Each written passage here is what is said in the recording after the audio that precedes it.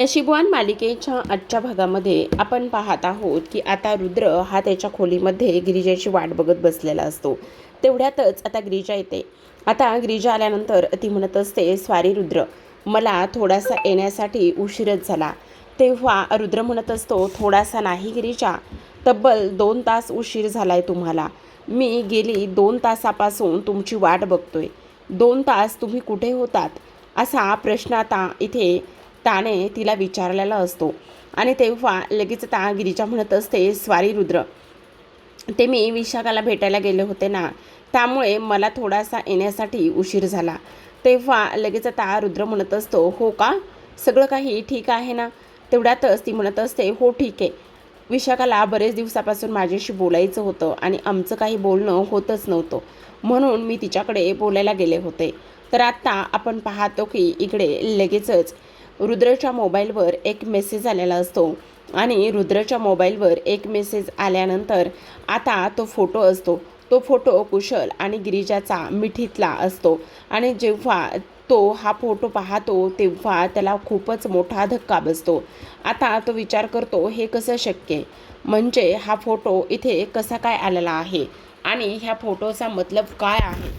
त्याचबरोबर गिरिजा माझ्यासोबत खोटं बोलतायत का? गिरिजा ह्या मुलाला भेटायला गेल्या होत्या आणि त्या सांगताय की त्या तिकडे विशाखाला भेटायला गेल्या होत्या. नेमकं हे प्रकरण काय आहे, असा रुद्र लगेच विचार करतो. आणि रुद्र विचार करत असताना आता गिरिजा मनामध्ये विचार करते, काय करू, रुद्रला सगळं काही सांगून टाकू का, की त्या कुशलच्या मोबाईलमध्ये नागेश्वरच्या विरोधामध्ये पुरावा आहे म्हणून, आणि नागेश्वरनीच माझ्या बाबांना मारलं आहे ही गोष्ट मी रुद्रला सांगून टाकू का? रुद्र तुमच्यापासून लपून ठेवताना मलासुद्धा फार त्रास होतोय, असा गिरिजा विचार करत असते. आणि तेव्हा आता रुद्र मनामध्ये विचार करतो, नाही नाही, मी हा चुकीचा विचार करतोय. हा फोटो कोणी आणि का बरं मला पाठवलेला असेल, असा सुद्धा तो आता विचार करू लागतो. आणि ह्या सगळ्या गोष्टींचा विचार केल्यानंतर पुन्हा एकदा रुद्र म्हणत असतो, नाही नाही, मी गिरिजावर अशा पद्धतीने संशय नाही घेऊ शकत. तेव्हा गिरिजासुद्धा त्याच विचारामध्ये हरवलेली असते. ती आता विचार करते, मी हे सगळं करते ते चुकीचं करते का? मी कुशलला भेटायला गेले होते ही गोष्ट मी इथे सांगून टाकू का रुद्रला? जर रुद्रांना बाहेरून कळलं तर त्यांना त्रासच होईल. काय करू मी, मला आता समजतसुद्धा नाही, असं सुद्धा आता इकडे गिरिजा म्हणत असते. आणि ह्या सगळ्या गोष्टी गिरिजा म्हणत असताना आता आपण पाहतो की इकडे रुद्र थोडासा विचारात असतो. आणि रुद्र विचारात असताना तो मात्र काहीच ते सांगण्याच्या मनस्थितीत नसतो. आता गिरिजासुद्धा विचारात आणि रुद्रसुद्धा विचारत असते. त्याच वेळेला आता इकडे लगेचच रुद्र हा गिरिजाला म्हणत असतो, तुम्ही विशाखाला भेटलात का मग? तेव्हा ती म्हणत असते, हो भेटले ना. ऐका ना रुद्र, मला आत्ता ना स्वयंपाक करायचा आहे, मी स्वयंपाकघरामध्ये जाऊ का? पण रुद्रचं अजिबातच लक्ष नसतं. तेव्हा गिरिजा पुन्हा एकदा रुद्रला म्हणते, काय झालं रुद्र, तुम्ही थोडेसे अस्वस्थ दिसताय, सगळं काही ठीक आहे ना? तेव्हा रुद्र म्हणत असतो, हो ठीक आहे ना. काय करू, गिरिजाला हा फोटो दाखवू का? जर गिरिजाला हा फोटो दाखवला तर सगळं काही ठीक होईल का? गिरिजांना सरळ सरळ विचारू का? पण गिरिजाने जर विचारलं की हा फोटो तुमच्याकडे कुठून आला, तर मग मी गिरिजाला काय उत्तर देणार आहे? नाही नाही, नको नको, मी अगोदर ह्या फोटोबद्दल थोडीशी खात्री करून घेतो. आणि ह्या फोटोबद्दल सगळी खात्री करून घेतल्यानंतरच मी गिरिजाला विचारेल, त्या माझ्यावर किती इथे विश्वास ठेवतात. त्यांचा जर माझ्यावर एवढा विश्वास आहे तर मग मलासुद्धा त्यांच्यावर विश्वास ठेवला पाहिजे ना.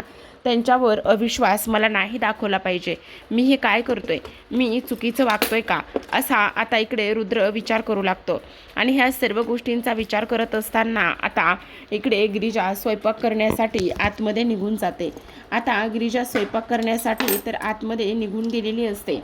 पण आता दुसऱ्या बाजूला आपण पाहतो मध्यरात्र झालेली असते. आणि मध्यरात्र झाल्यानंतर इथे आता नागेश्वर हा झोपलेला असतो.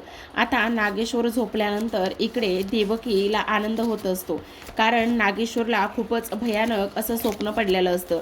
आणि नागेश्वरला भयानक असं स्वप्न पडल्यानंतर आता नागेश्वर त्या झोपीतून दचकूनच उठतो आणि लगेचच विचार करतो. तेव्हा देवकी हसायला लागलेली असते. आता देवकी हसत असताना इकडे दुसऱ्या बाजूला रुद्र पुन्हा पुन्हा त्याच गोष्टीचा इथे आता विचार करत असतो.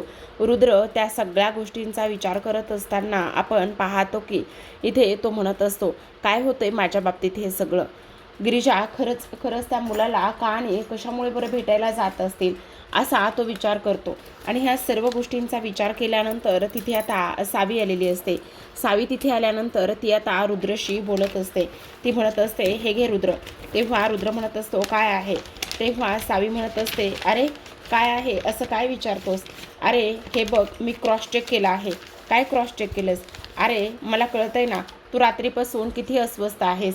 तुला होणारा त्रास मी इथे पाहत आहे ना, कारण इकडे तुला होणाऱ्या त्रासामुळे मला हे सगळं काही पाहत नाही. अरे तू माझा लहानपणापासूनचा मित्र आहेस आणि ह्या सगळ्या गोष्टीचा त्रास तुला जर होत असेल तर मी कशी काय शांत बसू शकते रुद्र. तेव्हा रुद्र म्हणत असतो, अगं पण सावी काय केलेस? तेव्हा ती म्हणत असते, तुला जो काही फोटो आलेला आहे त्या फोटोमुळे तू एवढा अस्वस्थ आहेस ना, ही गोष्ट मला समजते रुद्र. आणि त्यामुळेच तो फोटो मी माझ्या मुंबईच्या एका मैत्रिणीला दाखवलाय आणि तो फोटो माझ्या एका मुंबईच्या मैत्रिणीला दाखवल्याच्यानंतर तिने असं सांगितलेलं आहे की तो फोटो खरा आहे, त्यामध्ये काहीही वेगळं केलेलं नाही आहे किंवा काहीही छेडछाड केलेली नाही आहे आणि तो फोटो अगदीच खरा आहे, असं आता इकडे सावी बोलत असते. आता जेव्हा सावी ह्या सगळ्या गोष्टी बोलते तेव्हा मात्र रुद्रला फारच मोठा धक्का इथे बसतो. आता रुद्र विचार करत असतो, बापरे, हे सगळ्या गोष्टी काय आहेत आणि त्याचबरोबर हे कसं शक्य आहे, असा सुद्धा इकडे आता तो विचार करत असतो. आता ह्या सगळ्या गोष्टींचा विचार केल्यानंतर लगेचच आता आपण रुद्रची अवस्था पाहूयात. रुद्र फारच जास्त टेन्शनमध्ये आलेला असतो. तर इकडे दुसऱ्या बाजूला कुशल हा जंगलामध्ये गेलेला असतो आणि कुशल जंगलामध्ये असताना त्याच्याकडे एक माणूस येतो आणि त्याच्याकडे एक माणूस आल्यानंतर एक बॅग तो त्याला देतो. आता एक बॅग दिल्यानंतर मोबाईलवर नोटिफिकेशन आलेलं असतं आणि ते नोटिफिकेशन तो आता इकडे पाहतो तर काय, आता इकडे एक मेसेज असतो आणि तो मेसेज असतो तो म्हणजेच की तुझं आणि माझं टार्गेट एकच आहे आणि ते म्हणजेच की इथे जी काही गिरिजा आणि त्याचबरोबर रुद्र ह्या दोघांनाही वेगळं करणं. मग आता आम्ही तुला एक काम सांगतोय, ते तू काम व्यवस्थित करायचं. तुला तुझ्या त्या कामाचे व्यवस्थित सगळे पैसे देण्यात येतील आणि तुला हव्या त्या गोष्टी हव्या त्या वस्तूसुद्धा पुरवण्यात येतील.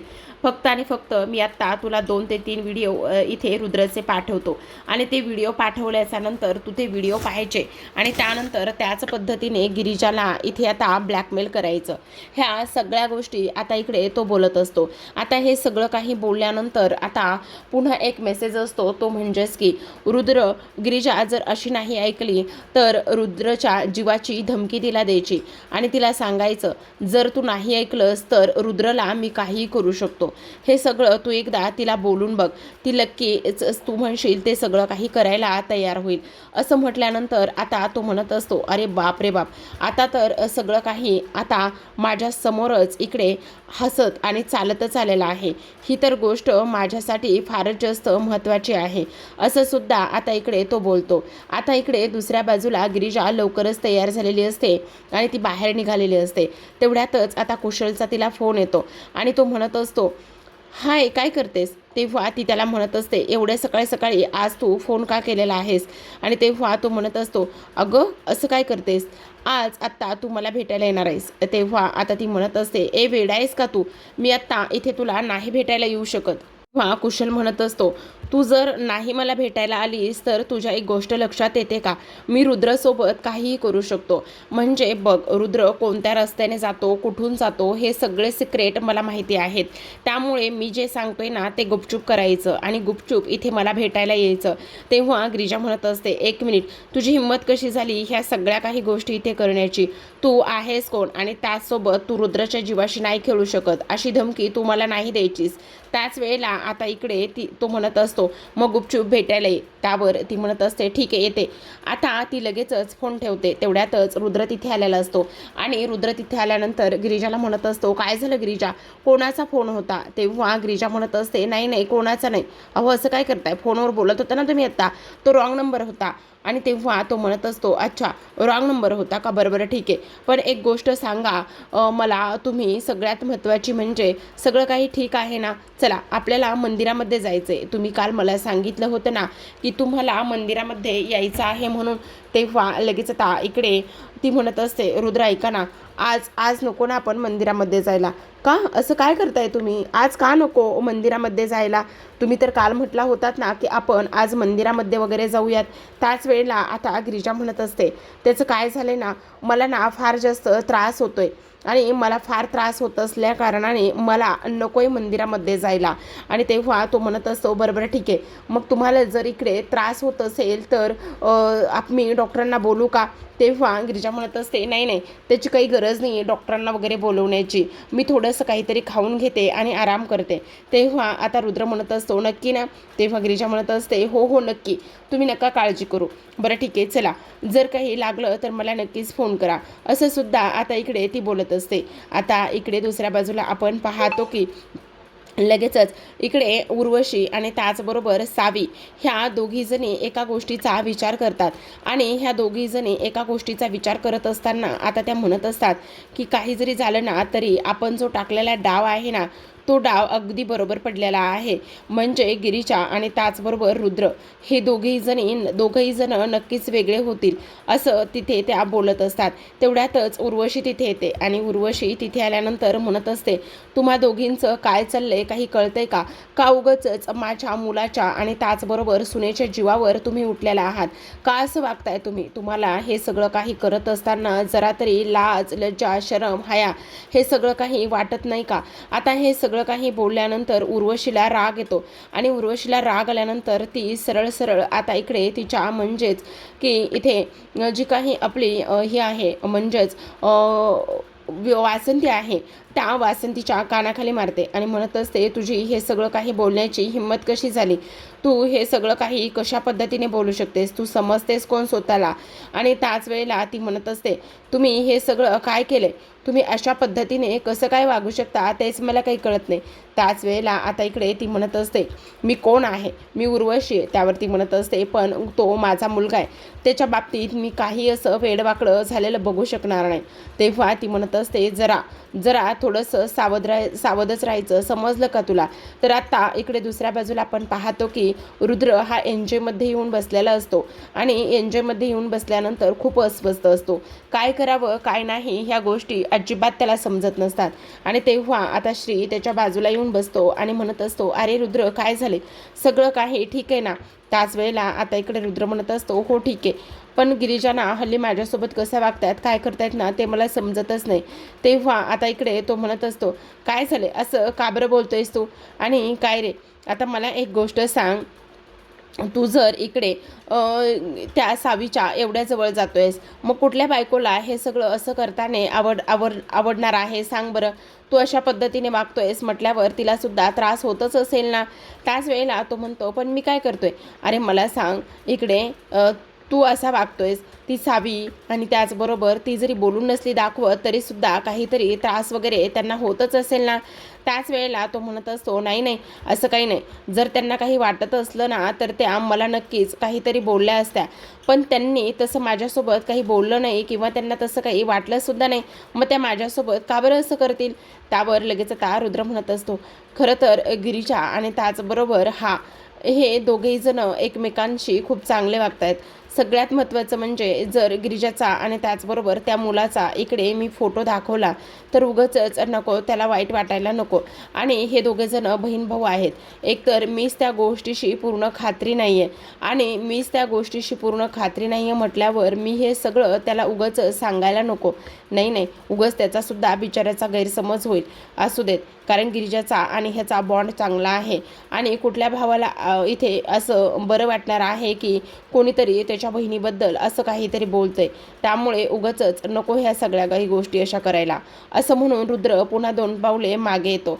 तर आता आपण इकडे दुसऱ्या बाजूला पाहतो, वासंती उर्वशीसमोर हात जोडून उभी असते आणि म्हणत असते, माझ्या मुलाला आणि माझ्या सुनेला असं वेगळं करण्याचा विचार नका करू. प्लीज तुम्ही शांत बसा ना. तुम्ही असं का करताय? हे बघा, ह्या सगळ्या गोष्टी अशा पद्धतीने नका होऊ देऊ, असं सुद्धा इकडे आता ती बोलत असते.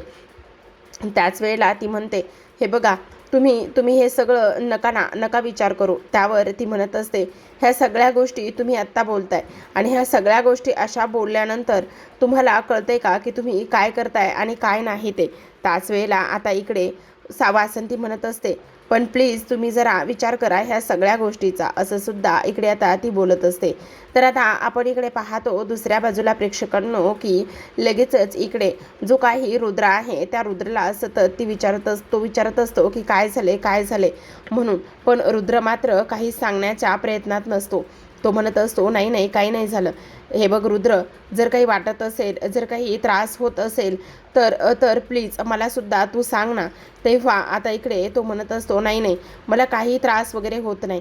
बरं ठीक आहे, पण जरा स्वतःची काळजी घे, आणि काळजी घेतल्यानंतर ह्या सगळ्या गोष्टींचा तू असा विचार करू नकोस बरं का, असं सुद्धा इकडे आता तो बोलत असतो. इकडे दुसऱ्या बाजूला आपण पाहतो गिरिजाला आता कुशलने एका ॲड्रेसवर बोलवलेलं असतं आणि गिरिजा तिथे जाऊन पोहोचते.